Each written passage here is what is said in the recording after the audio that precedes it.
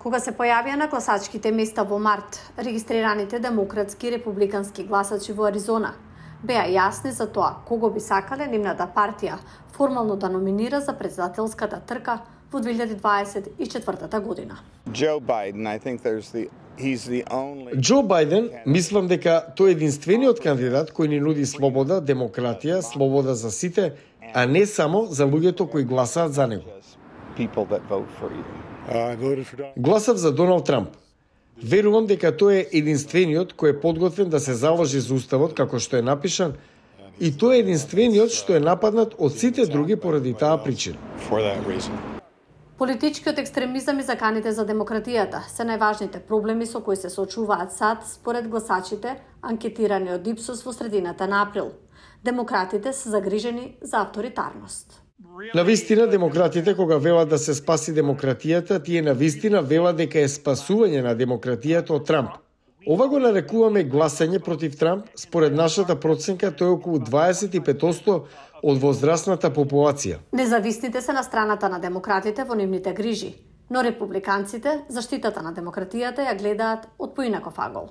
Многу од критиките на десницата меѓу републиканците се за нефункционален систем контролиран од елитите и наместен од елити. Така на крајот, кога републиканците го дефинираат спасувањето на демократијата, навистина зборуваат за изборната машинерија и за правичноста на изборите воопшто. Самиот Трамп предизвика чувство на итност кај своите следбеници. Ако не победиме на 5 ноември, мислам дека нашата земја ќе престане да постои. Тоа би можело да бидат последните избори што некогаш ги имаме. Навистина мислам на тоа.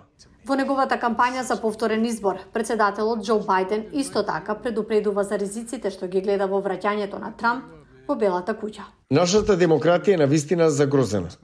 Кога тој зборува да биде диктатор на првиот ден, тој мисли дека може да негира елементи од уставот. Земајќи предвид дека анкетите покажуваат слика само во одреден момент, 38% од гласачите анкетирани од Ипсос мислат дека Бајден има подобар план да им пристапи на заканите за демократијата, во споредба со 29% кои веруваат дека тоа го прави Трамп.